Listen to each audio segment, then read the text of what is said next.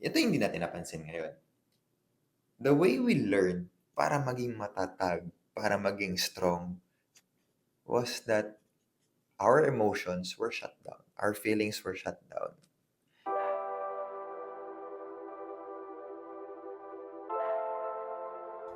Welcome back to the Brewing a Better You podcast. This is Rewell, and if you're new in this podcast, click the subscribe button if you're in YouTube, and click the follow button if you're in Spotify. And so now this is our 11th episode already, and so quick backstory lang ulit no, why we started this podcast. This is for those who were like me na naghahanap ng karamay sa buhay na naliligaw.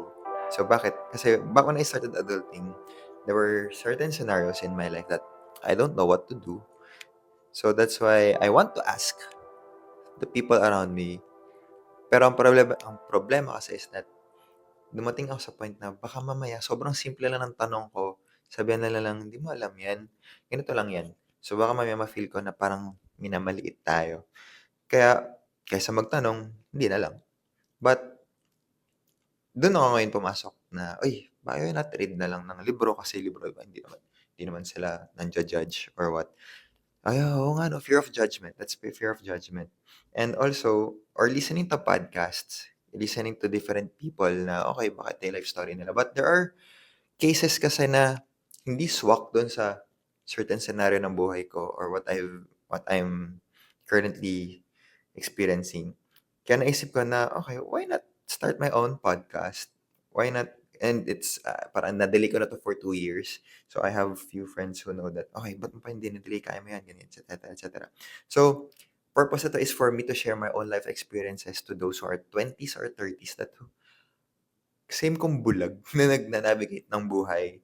And andito tayo ngayon para lang, okay, and for you to be, to ma-feel din, okay, valid itong nararamdaman ko, valid itong pinagdadaanan ko, valid itong problemang hindi ko masagot or di ko alam ano yung pwede kong maging sagot. So, yun.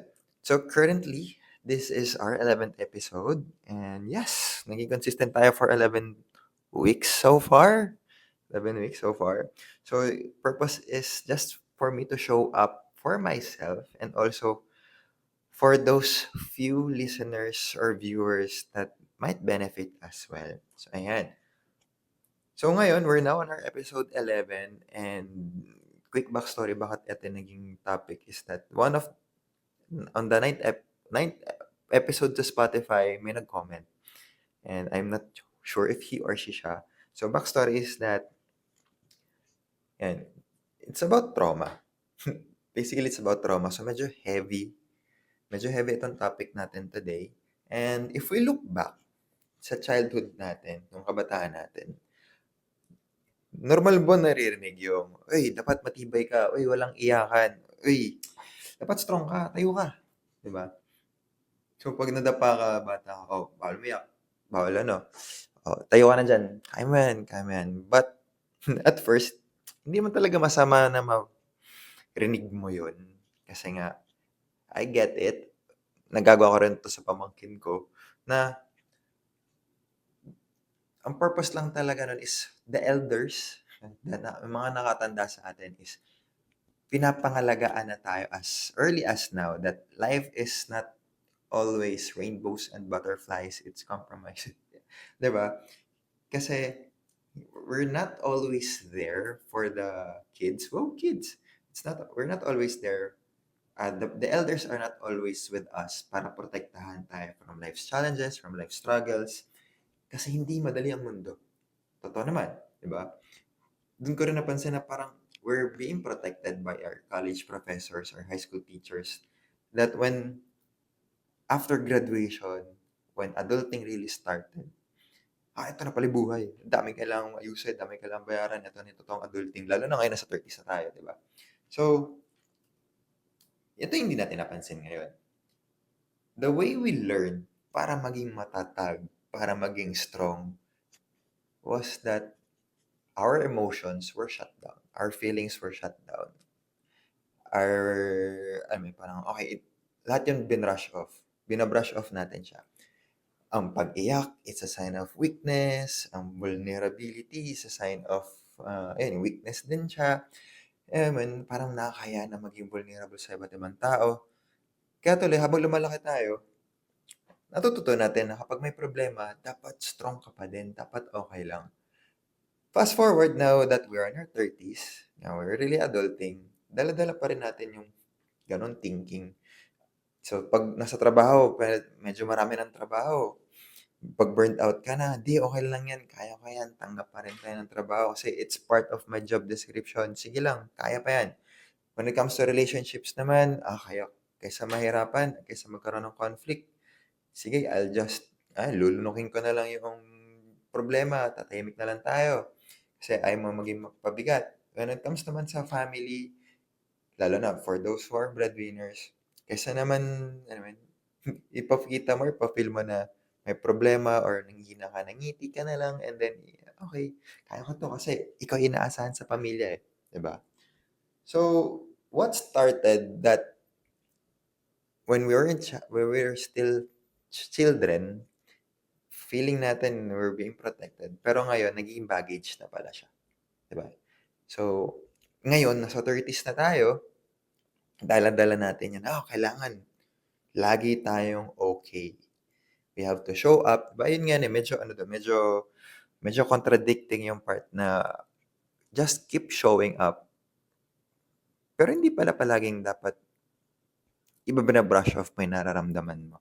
Pero sa totoo lang, yan, hindi na siya armor, hindi na siya shield para sa'yo, nagiging pabigat na siya, nagiging invisible weight na siya sa'yo na, okey lang ako hanggang sa boom, baka yun yung ano dun, eh, ang dami tuloy naapektuhan na and maybe that's why dahil hindi open ang pagiging vulnerable back in the days, back when our panahon ng magulang natin or mga lolo't lola kasi hindi pa openly being talked or being discussed yung vulnerability.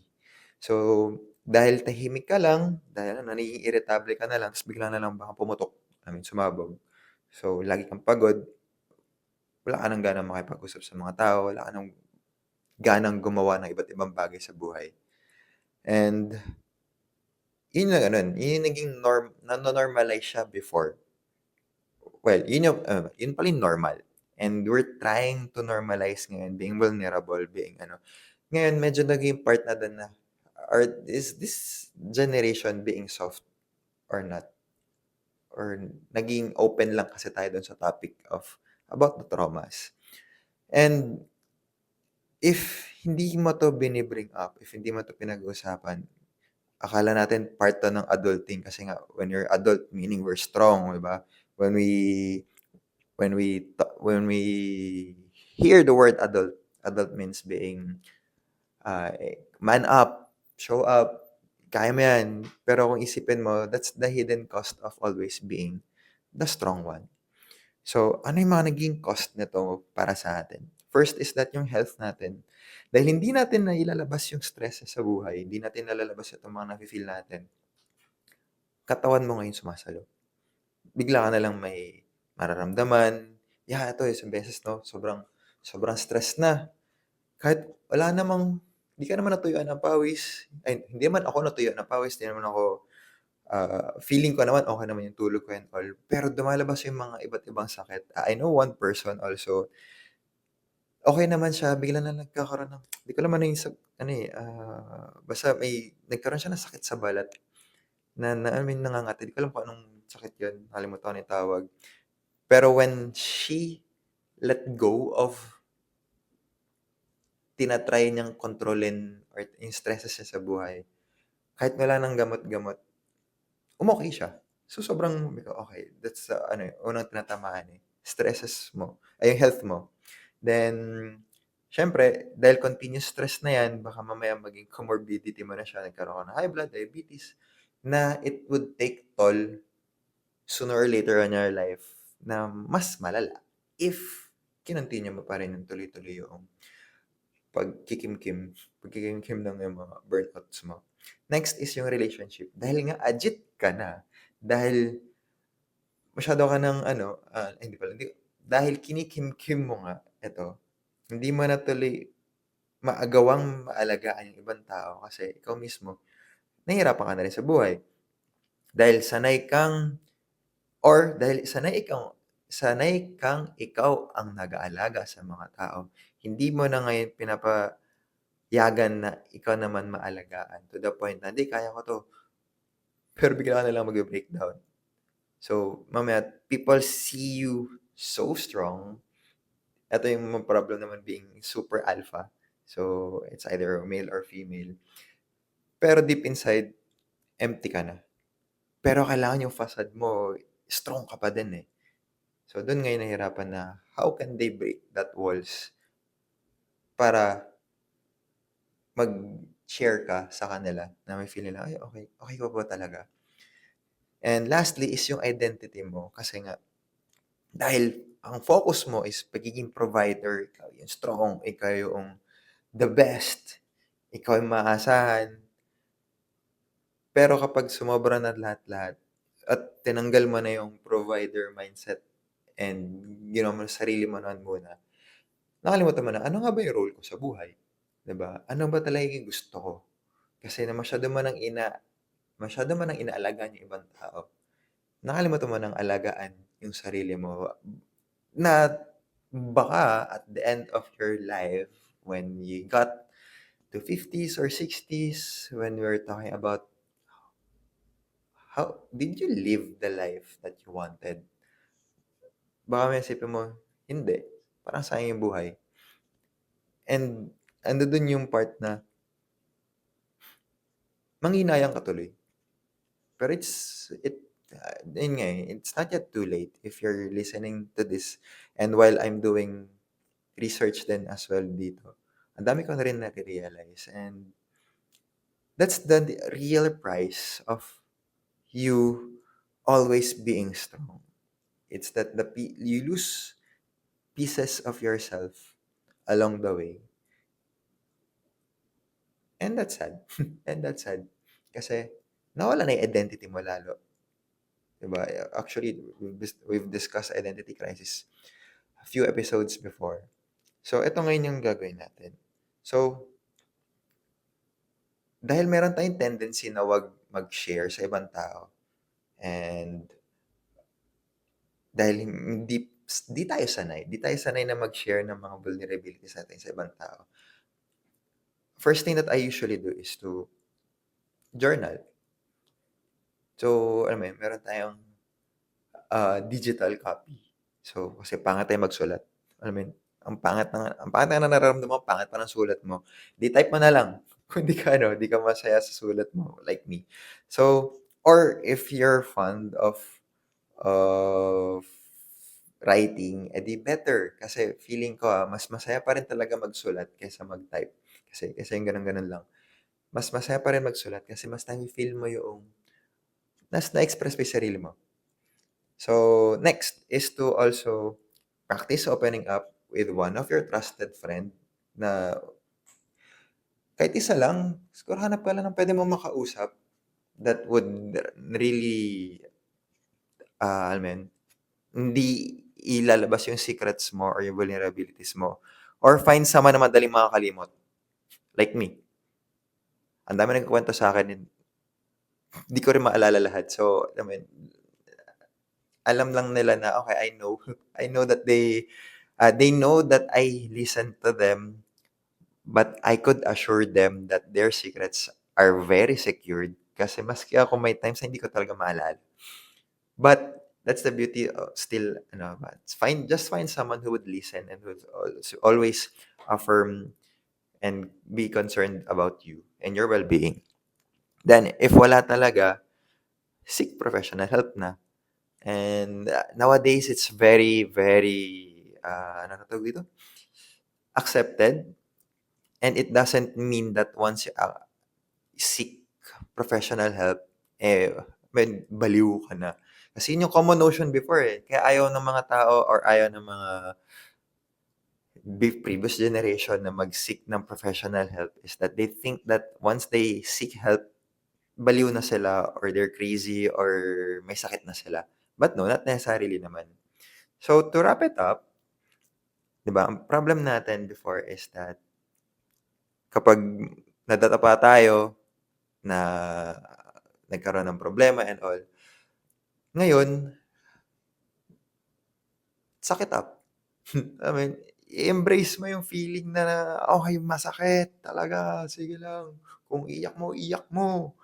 So, and that's part of you growing up, and that's part of you being human, na ma-feel mo yung lahat ng emotions. You you embrace that season of, "Okey, sige pagod tayo." And I think it's also being strong, accepting that you're also vulnerable. Kasi hindi lahat kayang maging vulnerable. Hindi lahat kayang mag-open up sa ibang tao, sa trusted nila. And that's already a sign of being strong person. And then once that you open up with someone else, and then they also open up with you, alam mo yun, parang this creates more bond with the people that surrounds you. And that's the beauty of being human, di ba? That's beauty of building connections with people. And okay, siyempre ano pa rin tayo, strong pa rin tayo, strong, independent person, but sometimes you just have to know then when you have to pause. When do you need to have a break? Or puwedeng 'wag mo nang hintayin na dumating ka sa brink or sa edge na mapupuno ka before you pause. Maybe you could do a weekly checkup for yourself, which I usually do tuwing Sundays to check on myself. How did my week go by? Sino yung mga nakausap kong tao? Ano yung mga problema na pagdaanan ko and how did I try to solve it? Then how do I think I could have done better?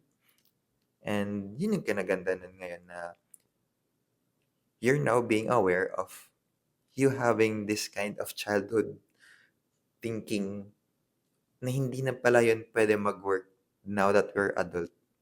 Or maybe that thinking before is not necessarily works today. So, if you're tired, if you're being binubugbog na ng different situations sa buhay, you just have to pause. You don't have to brush it off and then, okay lang yan, kaya ko pa. Hindi.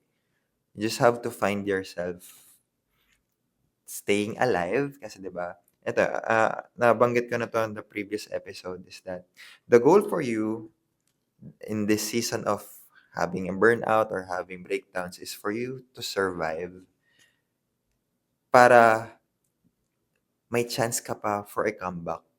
So as long as you're alive, as you're living, you have a chance to give more meaning sa life mo, to give more because yun nga, as long as we're alive, we still have a chance na makapag-comeback. And siyempre, pasok ko na rin, ano ba purpose na 'tong podcast na 'to? It's for us to brew a better you, one sip at a time. And you cannot pour from an empty cup. So, find time then for yourself to sip, to absorb, to learn more, and siyempre to pause para mas mabilis ka or mas makapag-give back ka rin sa ibang tao. Ayun lang. So, thank you for listening today. It's quite big. It's quite heavy yung topic today. And ang dami palang different traumas sa life. And ito lang yung kasi dito tayo apektado. May story tayong pwedeng makwento about being strong. Kasi as a breadwinner and all. So, ang dami pang pwedeng pag-usapan about traumas, about healing. And ito muna. So, if you find this episode helpful and sa tingin mo someone on your circle could also benefit from this, tag nyo sila, share this podcast episode to your Instagram or to your Facebook and then tag nyo sila. Tag nyo rin ako para alam ko, uy, may nakikinig. And let me know ano yung mga gusto nyo pa pag-usapan. Ano ba yung mga pinagdadaanan ng mga 30s kasi we only have 10 years of being 30s and I think I can't experience everything. Wag naman sana, no? So, sana ma-experience natin medyo ups. Maraming ups. Pero if may downs, it's part of life. Pero we can't experience everything. That's why you're listening there to give feedback as well, to share your stories as well. And ayun lang. So, see you in our next episode.